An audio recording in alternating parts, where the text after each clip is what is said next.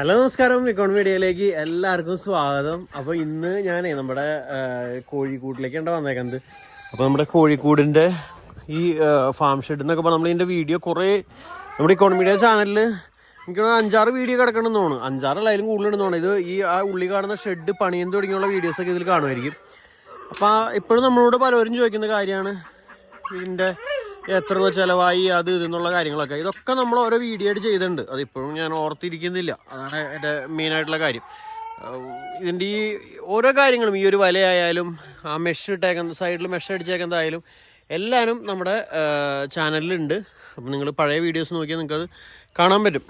ഷെഡായാലും ഞാൻ പറഞ്ഞില്ല, ആദ്യം അത് ഡോഗ്സിന് ഇടാനായിരുന്നു യൂസ് ചെയ്തിരുന്നത്. പിന്നെ അത് കഴിഞ്ഞ് കോഴികൾക്ക് അതിന് മുമ്പ് ഫസ്റ്റ് നമ്മൾ താറാവിനെയായിരുന്നു ഇട്ടിരുന്നത്. അപ്പം അങ്ങനെ ഓരോന്ന് മാറി മാറി ഇടാറിട്ടാം. ഇപ്പോൾ ഇവിടെ ഓൾമോസ്റ്റ് എല്ലാ സാധനങ്ങളും എല്ലാവരും ഒരുമിച്ച് കൊണ്ടാണ് ഇപ്പോൾ ഞാൻ ഇട്ടേക്കുന്നത്.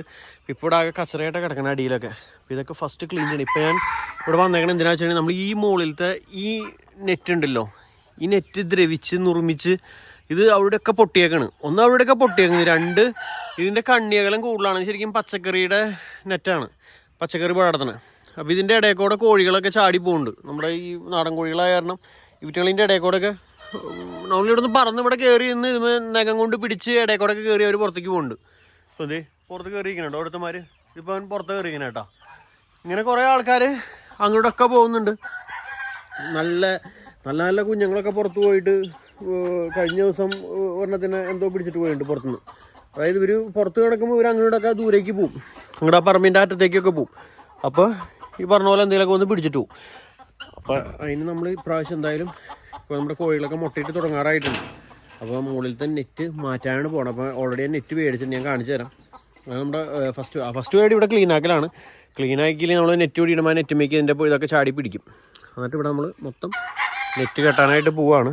പിന്നെ മൊയലന്മാർ ചെറുതായിട്ട് പ്രസവിക്കാനുള്ള പരിപാടിയൊക്കെ തുടങ്ങിയിട്ടുണ്ട്. പ്രസവിച്ചിട്ടില്ല, പക്ഷേ അവരിവിടെ കണ്ടത് കഴിഞ്ഞ ദിവസം ഇതിവിടെ ഒരുത്തൻ, ഞാൻ എൻ്റെ വീഡിയോ എടുത്ത് വെച്ചിട്ടുണ്ട്, ഇവിടെ ഒരുത്തൻ മാളുണ്ടാക്കിയിട്ടുണ്ട്. എന്നിട്ട് അവനെ അടച്ചു വെച്ചൊക്കെ അറിയാത്ത പോലെ. ഇതിൻ്റെ ഉള്ളിലാണ് അവനുള്ളത്, ഇതിൻ്റെ പുറത്താണ് ആളുള്ളതെന്ന് എനിക്ക് അറിയില്ല. അവനല്ല അവൾ. എന്തായാലും ഇതിൻ്റെ ഉള്ളിൽ പ്രസവിക്കാനുള്ള സെറ്റപ്പ് അവർ ചെയ്തത്. നമുക്കിങ്ങനെ പുറത്തുനിന്ന് നോക്കുമ്പോൾ ഒന്നും കാണുമ്പോൾ ഒന്നും മനസ്സിലാവണില്ല. പക്ഷേ അതിൻ്റെ ഉള്ളിലേക്ക് വലിയൊരു മാളം കുത്തിയിട്ടുണ്ട്. പിന്നെ അവിടെ ഞാൻ മാളം പോലെയൊക്കെ സെറ്റ് ചെയ്ത് കൊടുത്തിട്ടുണ്ട്. പക്ഷെ അവർക്ക് അതിൻ്റെ ഉള്ളിൽ കയറിയിരിക്കാമെന്ന് വലിയ താല്പര്യമൊന്നും ഇല്ല. വെറുതെ ജസ്റ്റ് മുകളിലൊക്കെ കയറിയിരുന്ന് പോരണുള്ളൂ. എന്തൊക്കെയോ ഒരു സ്വന്തമായി പ്ലാൻ ചെയ്ത് എല്ലാവരും അവരുടേതായ രീതിയിൽ അവിടെയൊക്കെ ഓരോന്ന് സെറ്റ് ചെയ്യുന്നുണ്ടെന്നാണ് എൻ്റെ വിശ്വാസം. എനിക്ക് കറക്റ്റ് അറിയണില്ല. പിന്നെ വാത്തകൾ വീണ്ടും മുട്ടയിട്ട് തുടങ്ങിയിട്ടുണ്ട്. വാത്തയുടെ മുട്ട ഓൾറെഡി ഞാൻ എടുത്ത് വെച്ചിട്ടുണ്ട്. ഇതുണ്ടോ, ഇത് താറാവുകളുടെ മുട്ടയുണ്ടോ, ഇത് വാത്തയുടെ മുട്ട. ഇത് നിന്നിട്ടുണ്ടായ മുട്ടയാണ്. പിന്നെ നമ്മുടെ താറാവുകൾ, ഇത് മണിത്താറാവുകൾ. നമ്മുടെ താറാവുകൾ ഇവിടെ ഇരിക്കണം.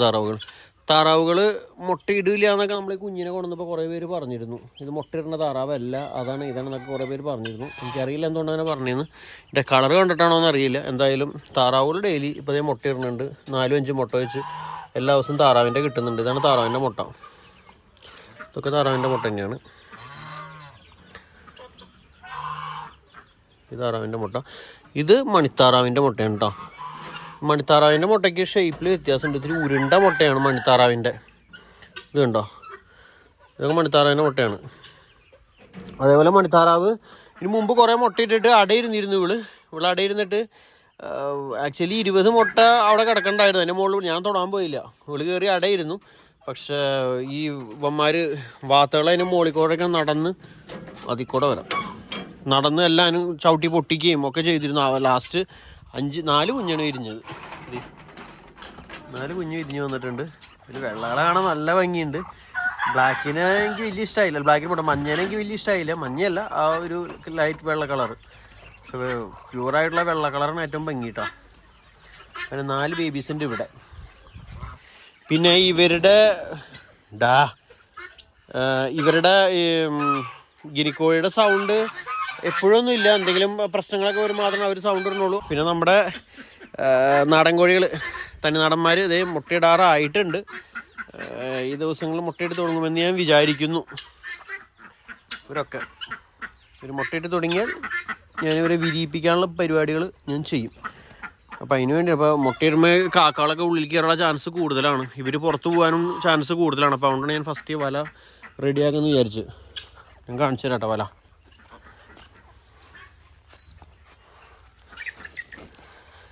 ഇത് ഞാൻ ചാലക്കുടിയിൽ നിന്ന് മേടിച്ചതാണ്.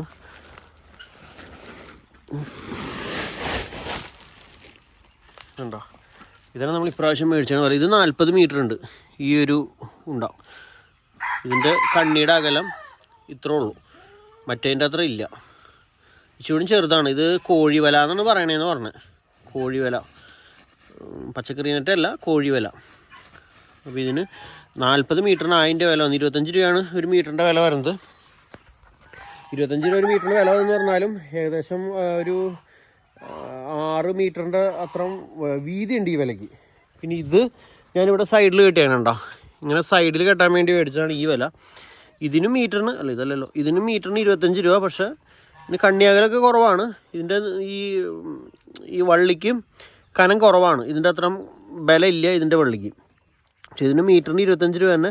പക്ഷേ 3 മീറ്റർ 3.5 മീറ്ററിൻ്റെ അടുത്തതിന് വീതി കിട്ടുള്ളൂ എന്ന് പറഞ്ഞു.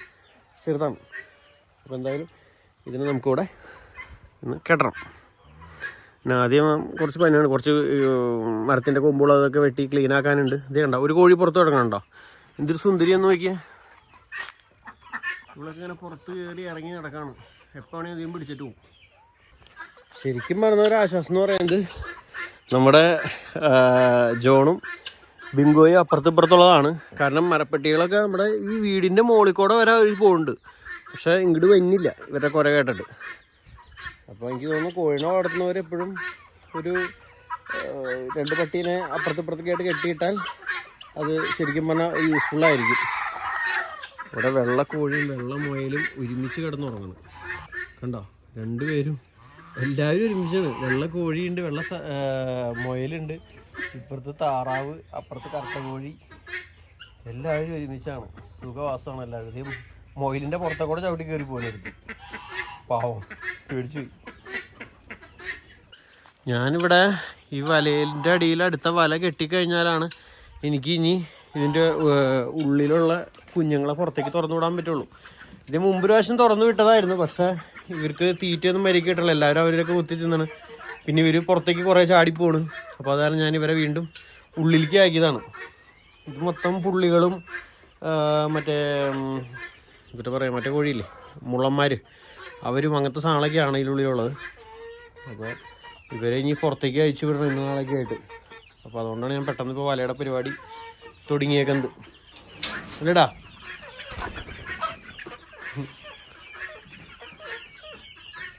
കോഴികൾ എങ്ങനെയുണ്ടെന്ന് കമൻറ്റ് ചെയ്തോളട്ടെ നിങ്ങൾ. ഹലോ പെണ്ണേ, വേ മുട്ടയിട്.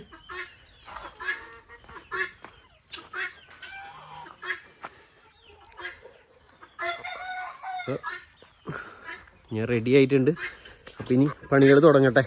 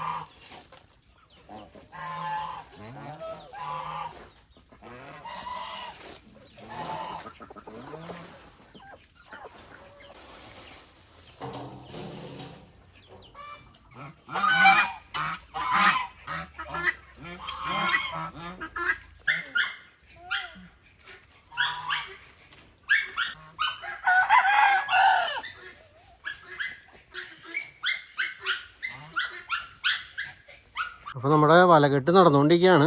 ഇത് ഇത്ര ആയിട്ടുള്ളൂ. നമ്മൾ ഈ രണ്ടറ്റത്തെ ഒരാൾ ഒറ്റയ്ക്ക് നിന്ന് വലിക്കുമ്പോൾ അങ്ങോട്ടും ഇങ്ങോട്ടൊക്കെ പോവാണ്. അപ്പോൾ ഇത് കറക്റ്റ് ചെയ്ത് വരാനായിട്ട് ഇത്തിരി സമയം എടുക്കുന്നുണ്ട്. ഇത് കണ്ടോ, വ്യത്യാസം കണ്ടോ, മുകളിലത്തെ വലയുടെ ഗ്യാപ്പും ഇതാണ് മുകളിലത്തെ വലയുടെ ഗ്യാപ്പ്, ഇത് നമ്മുടെ ഉള്ളിലത്തെ പുതിയ വലയുടെ ഗ്യാപ്പ്, ഇത്രയും വ്യത്യാസമുണ്ട്. പിന്നെ ഇതിൻ്റെ ഉള്ളിൽ കൂടെ കോഴികൾ ചാടിപ്പോയില്ല എന്ന് വിചാരിക്കും. ഇത് പൊട്ടണ വരെ എന്തായാലും ഒരു വർഷമൊക്കെ മാക്സിമം അതിനുള്ളത് പൊട്ടി വീണ്ടും തുറമിച്ച് പോകുന്നെനിക്ക് തോന്നണം. എന്തായാലും സംഭവം ഇത്ര ആയിട്ടുണ്ട്. അപ്പോൾ ബാക്കി ഞാനിവിടെ മുകളിലേക്ക് എടുത്ത് വെച്ചേക്കാണ്, അല്ലെങ്കിൽ കോഴികൾ കയറി നശിപ്പിച്ചോളാം. ഇനി ഭക്ഷണം കഴിഞ്ഞ് വന്നിട്ട് വേണം ബാക്കി കെട്ടണമെങ്കിൽ. Good morning. അപ്പോൾ ഇന്നലെ വീണ്ടും പിന്നെ ഉച്ചയ്ക്ക് ശേഷം വരാൻ പറ്റിയില്ല. അപ്പോൾ ഇന്ന് രാവിലെ തുടങ്ങി വന്ന് ഇവിടെ നെറ്റ് കെട്ടൽ വീണ്ടും സ്റ്റാർട്ട് ചെയ്തു. അപ്പോൾ ഇത്ര ഏരിയ ആയിട്ടാണ്. അപ്പോൾ ശരിക്കും പറഞ്ഞാൽ നമുക്ക് ഈ 6 മീറ്റർ എന്ന് പറയുന്നത് നല്ല കറക്റ്റായിട്ട് ഉണ്ട്. ആ ഇടയ്ക്കുള്ള യെല്ലോ ലൈൻ കണ്ട സെൻറ്ററിൽ വന്നേക്കണം. സെൻട്രൽ വെച്ചിട്ട് നീങ്ങിക്കണം. അത് അങ്ങോട്ടൊക്കെ വലിച്ച് അഡ്ജസ്റ്റ് ചെയ്ത് അങ്ങോട്ടൊക്കെ വലിച്ച് കെട്ടണം. കുറച്ചൊക്കെ ഇവിടെയൊക്കെ ടൈറ്റ് വന്നിട്ടുണ്ട്. അതൊക്കെ ലാസ്റ്റ് നമ്മൾ ഫുൾ കെട്ടിക്കഴിയുമ്പോൾ നമുക്ക് ഇവിടെയൊക്കെ ശരിയാക്കാനുണ്ട്. ഇങ്ങനെ കുറേ ഏരിയയിലൊക്കെ മീൻസ് ഗ്യാപ്പ് വന്നിട്ടുണ്ട്. അത് നമ്മൾ ലാസ്റ്റ് കെട്ടിക്കഴിയുമ്പോൾ എന്തെങ്കിലും അഡ്ജസ്റ്റ്മെൻറ്റ് നമുക്ക് ഇങ്ങനെ വലിച്ചൊക്കെ കെട്ടാമല്ലോ. അപ്പം അങ്ങനത്തെ പോരായ്മകളൊക്കെ വരുന്നുണ്ട്. എന്തായാലും വീണ്ടും നമ്മുടെ വലകെട്ടൽ ഇവിടെ വരെ എത്തിയിട്ടുണ്ട്. ഇനി കംപ്ലീറ്റ് ചെയ്യട്ടെ. അപ്പോൾ അങ്ങനെ നമ്മുടെ വലകെട്ടൽ ഇവിടെ വരെ എത്തിയിട്ടുണ്ട്. ഇവിടെ വെച്ച് നിർത്തിയേക്കാണ്. ഇനി ബാക്കി അടുത്ത ദിവസം ചെയ്യാമെന്ന് വിചാരിച്ചു. ഇനി ടൈറ്റ് ചെയ്യാനുണ്ട് വലയൊന്നും. ഇപ്പോൾ ലൂസായിട്ട് കിടക്കണം. നമ്മൾ ആ സൈഡിൽ കെട്ടണയെടുത്ത് അത് വലിച്ച് ടൈറ്റ് ചെയ്യണം. കാരണം ഇവിടെ മരങ്ങളൊക്കെയാണല്ലോ. അപ്പോൾ ഇവിടെ വെച്ച് നമ്മൾ കട്ട് ചെയ്ത് അപ്പുറത്ത് ഇനി വേറെ വല പീസ് വെച്ചിട്ട് ജോയിൻ ചെയ്യണം. അല്ലെങ്കിൽ ഈ ഇടയിൽ നമുക്കൊന്നും ചെയ്യാൻ പറ്റില്ല. അപ്പം അങ്ങനെ ഇവിടെ ആയാലും ഈ പകുതിക്ക് വരെ പെട്ടിട്ടുള്ളൂ. ഇനി അങ്ങോട്ട് വേറെ വലിക്കണം. അപ്പോൾ അതൊക്കെ ഇനി വേറെ ദിവസം.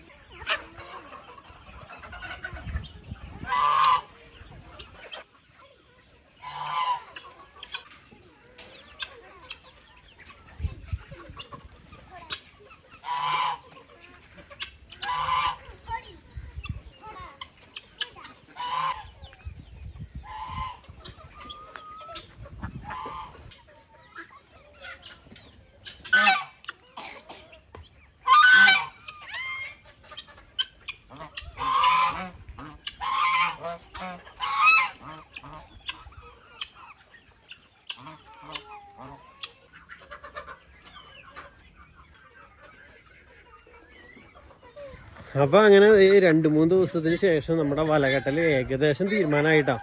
നമ്മൾ 2 ദിവസം വന്ന് പകുതി കെട്ടി ഷപ്പിക്കും ഒരു ഹോസ്പിറ്റൽ കാര്യങ്ങളൊക്കെ വന്ന് പിന്നെ നമുക്ക് കെട്ടാൻ പറ്റണ്ടായില്ല. അപ്പോൾ അങ്ങനെ നിൽക്കായിരുന്നു. അപ്പോൾ നമ്മൾ നമ്മുടെ സെന്തുവിനെ പോയി എടുത്തിട്ട് വന്നു. കലക്കട്ടക്കാരനാണ്. അപ്പോൾ അവനോട് പറഞ്ഞു കൊടുത്തപ്പോൾ അവൻ ചെയ്യാമെന്ന് പറഞ്ഞു. അവനങ്ങനെ ഇവിടെ നിന്ന് അങ്ങോട്ടുള്ളതൊക്കെ അവൻ തന്നെ കെട്ടിയുണ്ട്. ഇവിടെ വരെ ഞാൻ കെട്ടി നിർത്തിയുണ്ടായി. ഇവിടെ നിന്ന് അങ്ങോട്ട് ഇത്രയും അവൻ കെട്ടി. കാണുമ്പോൾ അതിൻ്റെ വ്യത്യാസം മനസ്സിലാവുന്നുണ്ട്. എന്തായാലും ഈ സൈഡ് കംപ്ലീറ്റ് ആയിപ്പോൾ അവിടെ സൈഡ് കെട്ടിക്കൊണ്ടിരിക്കുക. അവിടെ കുറച്ച് കട്ടായി പോയ സ്ഥലങ്ങളുണ്ടായിരുന്നു. വല കുറേ സ്ഥലത്ത് ഇങ്ങനെ കീറിപ്പോയിണ്ടായി. അപ്പോൾ അവിടെ സൈഡിലും കൂടി മറ്റേ അന്ന് ഞാൻ കാണിച്ചെന്നില്ലേ ഫസ്റ്റ് ഭാഗത്ത് വണ്ണം ഹോളിന് വീതി കുറഞ്ഞ വല കൊണ്ടുണ്ടായിരുന്നല്ലോ. അപ്പോൾ അത് നമ്മൾ ആ സൈഡിൽ അവിടെ നിന്ന് തുടങ്ങി അവിടെ വരെ നമ്മളങ്ങനെ അതിൽ കെട്ടി റെഡി ആക്കിക്കൊണ്ടിരിക്കുകയാണ്. ഈ വലയുടെ കളർ കണ്ടോട്ടോ. ശരിക്കും ഇപ്പം നല്ല ബ്ലൂ കളറാണ്. ഇതിന് മുമ്പത്തെ മീൻസ് വർഷങ്ങൾക്ക് മുമ്പുള്ള വീഡിയോയിൽ ഞാനിതേപോലെ വല കെട്ടിയിട്ട് വീഡിയോ എടുപ്പോൾ കുറേ പേര് പറഞ്ഞു ഇത് ഏതോ പഴയ വലയാണല്ലോ എന്നൊക്കെ. കാരണം ഈ വല ഇപ്പോൾ ഈ കളറിൽ കാണുന്നുണ്ടെങ്കിലും മാക്സിമം പോയ ഒരു മാസത്തിനുള്ളിൽ ഇതിൻ്റെ കളർ മാറി ഈ പഴയ വല പോലെ തന്നെയാവും. കാരണം ഇവിടെ അത്രയും പൊടിയും ഇതൊക്കെ ഉണ്ട്. പിന്നെ ഈ വെയിലും കൊണ്ട് ഇങ്ങനെ പുറത്തല്ലേ കിടക്കണേ. അപ്പോൾ ഇതിൻ്റെ കളറ് ഓട്ടോമാറ്റിക്കലി അത് മാറുന്നതാണ്. അല്ലാണ്ട് പഴയ വലയൊന്നും അല്ല. ഇത് പുതിയ വല തന്നെയാണ്. പഴയ വല കിട്ടുമായിരുന്നു. ഇവിടെ മുനമ്പം അങ്ങനത്തെ ഏരിയയിലൊക്കെ പോയാൽ പഴയ വല കിട്ടും. തൂക്കത്തിന് ഈ മീൻകാരൊക്കെ ഉപയോഗിച്ച വലയുടെ പഴയ വലയൊക്കെ കിട്ടാനുണ്ട്. പക്ഷേ അതിൻ്റെ പ്രശ്നം എന്ന് വെച്ചിട്ടുണ്ടെങ്കിൽ ഞാൻ മുമ്പ് കൊണ്ടുവന്നപ്പോൾ ഒരു സൈസ് ഇല്ലാത്ത സാധനങ്ങളൊക്കെയാണ്. നമുക്ക് കെട്ടാനായിട്ട് സ്വന്തമായിട്ട് കെട്ടാനൊന്നും ഭയങ്കര ബുദ്ധിമുട്ടാണ്. ഒന്നും അത് പിന്നെ അവിടെയൊക്കെ ഓട്ടയും കാര്യങ്ങളൊക്കെ ഉണ്ടാവും. അപ്പോൾ അങ്ങനെ നോക്കി അത്രയും ടൈമുകളായി ഇല്ലാത്തതിൻ്റെ പേരിലുണ്ട് ഞാൻ പിന്നെ പുതിയ വല പോയി മേടിച്ചത്. എന്തായാലും സംഭവം ഇങ്ങനെയാണ് ആയേക്കുന്നത്. അപ്പോൾ നമ്മുടെ ഉള്ളിലുണ്ടായിരുന്ന കോഴികളെല്ലാத்தைയും ഞാൻ അഴിച്ച് പുറത്തേക്ക് വിട്ടിട്ടുണ്ട്. ഇപ്പം എല്ലാവരും ഇപ്പോൾ പുറത്തുള്ളത് എല്ലാ സാധനം ഈ ഇതിൻ്റെ കുഞ്ഞുങ്ങൾ മാത്രം എന്നിട്ടാ മണിത്താറാവിൻ്റെ കുഞ്ഞുങ്ങളും ഒരു താറാവും കുഞ്ഞും ഉണ്ട്. അവർ മാത്രം ഇതിൻ്റെ ഉള്ളിലാണ് ഇപ്പോഴും ഉള്ളത്. അവർക്ക് മാത്രം സ്റ്റാർട്ടർ തീറ്റയാണല്ലോ. അപ്പോൾ അവരെ സെപ്പറേറ്റ് ഇട്ടേക്കണം. അല്ലെങ്കിൽ അവരൊക്കെ തിന്നാൻ കിട്ടില്ല. പിന്നെ വേറെ പറയാനായിട്ടെന്ന് വെച്ചാൽ എല്ലാവരും പുറത്താണ് അതിന് പറയാനുള്ളത്. പിന്നെ അത് മുട്ടകളൊക്കെ കോഴിയിൽ ഇട്ട് തുടങ്ങിയിട്ടുണ്ട്. എല്ലാം ചെറിയ മുട്ടകളാണ്. വലുപ്പമുള്ള മുട്ടയൊക്കെ വരുന്നുള്ളൂ. ഇത് നമ്മുടെ മണിത്താറാവിൻ്റെയും താറാവിൻ്റെയും മുട്ട. ഇത് കോഴികളിട്ട് തുടങ്ങിയേക്കണം മുട്ട കേട്ടോ. അപ്പം അങ്ങനെയാണ് ഇവിടുത്തെ സിറ്റുവേഷനിൽ പോയിക്കൊണ്ടിരിക്കുന്നത്. പിന്നെ ചിലവർക്ക് വയ്യായും കാര്യങ്ങളൊക്കെ ഉണ്ട് ഇടയിലൊക്കെ. അവർക്കൊക്കെ മരുന്ന് കൊടുത്തുകൊണ്ടിരിക്കുന്നുണ്ട്. അങ്ങനെ ഓടിപ്പോകുന്നു. ഇവൻ ഭയങ്കര ഭീകരനായി മാറിയോണ്ട് ഇവനെ മാറ്റിയിട്ടേക്കുന്നത് ആൺമൊയിലാണ്. ഏതൊക്കെയോ ഗർഭിണികളുണ്ടെന്ന് തോന്നുന്നു. അപ്പോൾ ഇവൻ പോയിട്ട് ഉപദ്രവിക്കുമ്പോൾ അവർ സമ്മതിക്കണില്ല, എല്ലാവരും അയച്ചിട്ടേക്കണ അതിനും. ഇത് വയ്യാണ്ട് ചെറിയ തൂക്കമൊക്കെ തോന്നിക്കണ കോഴികളെ മാറ്റിയിട്ടേക്കുന്നതാണ്. ഇത് ഹോട്ടലിൽ നിന്നല്ല സൂപ്പർ മാർക്കറ്റിൽ നിന്നുള്ള വെജിറ്റബിൾസ് അവർ ഒഴിവാക്കണത് എടുത്തുകൊണ്ട് അത് ഇട്ട് കൊടുത്തേക്കെന്താ, അത് മുയലന്മാരും തിന്നും, കോഴികളും തിന്നും, വാത്തകളും തിന്നും, ഒക്കെ തിന്നും. പിന്നെ ഇത് ഹോട്ടലിൽ നിന്നുള്ള വേസ്റ്റ് അതുകൊണ്ട് ഇട്ട് കൊടുത്തേക്കുന്നത്. അപ്പം അങ്ങനെ എല്ലാവരും ഉണ്ട്, നമ്മൾ ഒരു തീറ്റ മാത്രമല്ല. തീറ്റ ചിലവ് കുറയ്ക്കാൻ പറ്റുന്നിടത്തോളം കുറയ്ക്കണം. അപ്പോൾ അതിന് കിട്ടുന്നത് കൊണ്ട് ഇട്ട് കൊടുക്കുന്നത്. എന്നാലും അപ്പുറത്ത് ഇതേ ലെയർ തീറ്റ അവിടെ ഉള്ളിലിട്ട് കൊടുത്തിട്ടുണ്ട്. എല്ലാവർക്കും അതിനോടെ പിടിയുള്ളൂ. എന്താ കുറേ പേര് അവിടെയാണ് സ്ഥലം പിടിച്ചേക്കുന്നത്. ഇപ്രാവശ്യം കൂടുതൽ നമ്മൾ മുമ്പ് പറഞ്ഞ പോലെ പുള്ളികളാണ് കൂടുതലുള്ളത്. കൂടുതൽ പുള്ളികളാണ്. പിന്നെ നമ്മുടെ പണ്ടത്തെ ടൈപ്പ് നാടൻ. പിന്നെ ചില ഇതിലത്തെ കളറിനെ കാണുമ്പോൾ പലരും പറയാറുണ്ട് ഇത് എന്നിട്ട് ആ കോഴിയല്ലേ ഈ കോഴിയല്ലേ എന്നൊക്കെ. ഞാൻ പറയട്ടെ, സാധാരണ നമ്മുടെ ഇപ്പോൾ ഈ ഹൈബ്രിഡ് കോഴികളൊക്കെ ഇറക്കിയേക്കുന്നത് കൂടുതലും ഈ നാടൻ കോഴികളൊക്കെ ക്രോസ് ചെയ്ത് തന്നെയാണ്. അപ്പോൾ അതിൻ്റെതായ ഒരു കളർ ഷെയ്ഡ് അങ്ങനത്തെ കോഴികളുമേ വരും. ഒരു ബ്രൗൺ കോഴിനെ കണ്ട അപ്പം പലരും പറയുമ്പോൾ ഇത് BV380 അല്ലേ എന്ന്. BV380 ഉണ്ടാക്കി കഴിഞ്ഞാൽ അങ്ങനെയൊക്കെ തന്നെയാണ്. ഇതിനൊക്കെ മിക്സ് ചെയ്തൊക്കെ തന്നെ ഉണ്ടാക്കിയാണ്. അപ്പോൾ ആ കളർ കോമ്പിനേഷനൊക്കെ ഇതിലൊക്കെ വന്നേക്കാം. ഇത് സൊനാലി അല്ലേ, അതല്ല ഇതല്ലേ എന്നൊക്കെ പലരും ചോദിക്കാറുണ്ട്. അപ്പോൾ അതിനുള്ള ഉത്തരം തന്നെയുള്ളൂ. കാണുന്ന ആ കളറിൽ കാണുന്ന കോഴിയെല്ലാം സൊനാലി എന്നല്ല, സൊനാലിയുടെയും കളറ് അങ്ങനെയാണ്, അത്രയേ ഉള്ളൂ. ഓക്കെ, എനിക്ക് അങ്ങനെ അറിയാം കേട്ടോ. എനിക്ക് അതിൽ കൂടുതൽ എന്തെങ്കിലും ഐഡിയ ഉണ്ടെന്നുണ്ടെങ്കിൽ പറഞ്ഞോളൂ, എനിക്കറിയില്ല. ഞാൻ പണ്ട് തുടങ്ങി നമ്മുടെ ചെറുപ്പത്തിലായും കോഴിനെ നടത്തുമ്പോൾ അങ്ങനത്തെ കളറിലുള്ള കോഴിനൊക്കെ നമ്മുടെ വീട്ടിലുണ്ടാവാറുണ്ട്.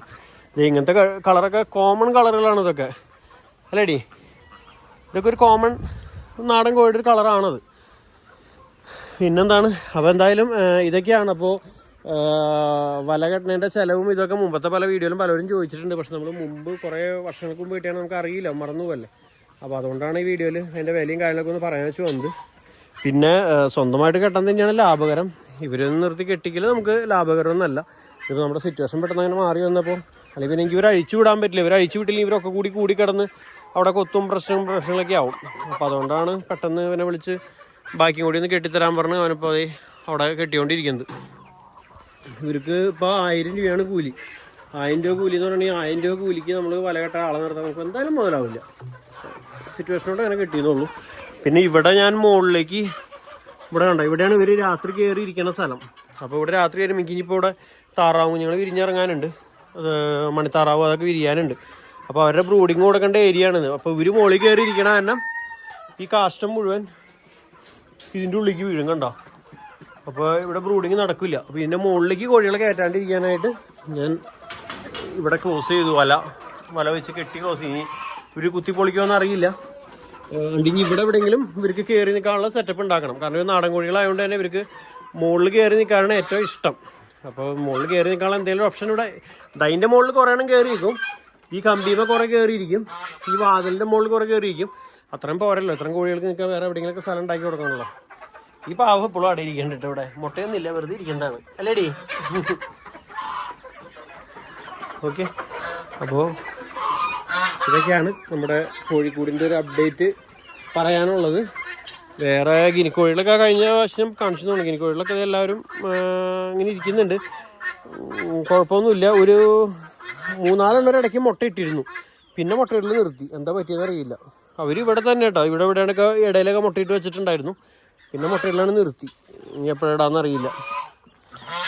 മുയലന്മാർ അവിടെയൊക്കെ ഇങ്ങനെ കിടക്കുന്നുണ്ട്. മറ്റേ ഫംഗസ് പോലുള്ള അസുഖങ്ങളൊക്കെ ഇടയ്ക്ക് വരുന്നുണ്ട്. പക്ഷെ അത് മരുന്നൊക്കെ കൊടുക്കുമ്പോൾ മാറിപ്പോകുന്നുണ്ട്. വലിയൊരു ഇഷ്യൂ എന്ന് പറയാനായിട്ട് വന്നിട്ടില്ല. 1-2 പേർക്കാണ് ശരിക്കും ഭയങ്കരമായിട്ടൊക്കെ വന്നിരുന്നത്. അഴിച്ചു വിട്ടപ്പോൾ തന്നെ പകുതി അസുഖം കുറഞ്ഞു എന്ന് പറയാം കേട്ടോ. മറ്റേ കൂട്ടിലിട്ടുകൊണ്ടിരുന്നപ്പോൾ ഭയങ്കരമായിട്ട് വയ്യായികളായിരുന്നു. ഇതാണ് ഇവിടുത്തെ ഏറ്റവും പുരാതന കോഴി എന്ന് വേണമെങ്കിൽ പറയാം. കുറേ നാളായിട്ട് നമ്മുടെ കയ്യിലുള്ള കോഴി അല്ലേടി? അല്ലേ? ഇവിടെ കുറേ നാളായിട്ട് നമ്മുടെ കയ്യിലുള്ളതാണ് കേട്ടോ. ഭയങ്കര പാവാണ് അല്ലേ? ഈ പെണ്ണെങ്ങോട്ട് നോക്കി. ഇവളുടെ കൂടെ വേറെ ഒരുത്തിയും കൂടി ഉണ്ട്, അവിടെ എവിടെയും കാണും. പാവങ്ങളാണ് ഉണ്ട്. ഇപ്പോൾ എനിക്ക് തോന്നുന്നു 4-5 വർഷത്തിൻ്റെ മേലെ പ്രായമുണ്ട് ഇവർക്ക്. നമ്മുടെ പണ്ടത്തെ വീഡിയോയിലൊക്കെ നോക്കി ഇവരെ കാണാൻ പറ്റും ഈ 2 ഇതിനും കൂടി ഉള്ളത്. അതേനെ ഇത് 2 ഇവിടുത്തെ മെയിൻ താരങ്ങൾ പണ്ട് തുടങ്ങിയുള്ളത്. ഓക്കെ, അപ്പോൾ നമ്മുടെ കോഴീനെയും കോഴിക്കോടിനെ കുറിച്ചുള്ള അഭിപ്രായങ്ങളൊക്കെ കമൻറ്റ് ചെയ്തോളൂ. വേറെ വീഡിയോ ആയിട്ട് വരാം കേട്ടോ. Bye bye.